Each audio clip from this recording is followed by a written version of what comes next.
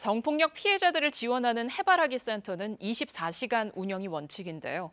최근 센터를 찾았던 한 피해자가 야간 당직자가 없어서 도움을 받지 못한 일이 있었습니다. 무엇이 문제인지 이유민 기자가 취재했습니다. 지난 4일 밤, 성폭력을 당한 한 여성이 경찰에 112 신고를 했습니다. 당장 응급처치가 필요한 상황이어서 경찰은 가장 가까운 해바라기 센터에 문의했습니다. 하지만 의료 지원을 받을 수 없었습니다. 24시간 운영이 원칙인데 야간 당직자가 없었던 겁니다. 피해자와 경찰은 어쩔 수 없이 그 다음으로 가까운 해바라기 센터에 문의했습니다. 하지만 거절당했습니다. 센터 직원의 자녀가 다니는 어린이집에 코로나 확진자의 접촉자가 있다며 피해자를 받을 수 없다고 한 겁니다. 결국 피해자는 최초 신고지에서 13km나 떨어진 이곳 은평구의 병원으로 와서 응급처치를 받았습니다. 차로 50분이나 걸리는 거리였습니다.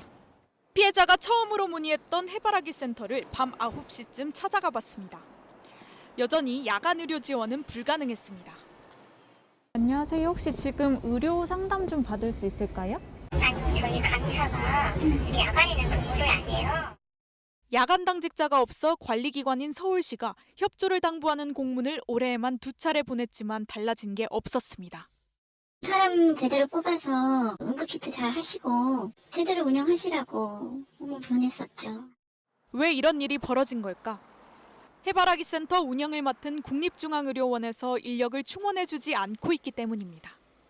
두 번째 방문을 문의한 이 센터도 성폭력 피해자를 받아줄 수 없어 다른 곳으로 안내한 적이 여러 차례 있었습니다.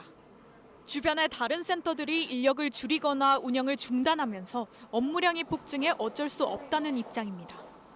하지만 두 곳 모두 공식 홈페이지에선 상담사와 간호사, 여성경찰관이 24시간 근무 중이고 야간 진료가 가능하다고 고지하고 있습니다. KBS 뉴스 이유민입니다.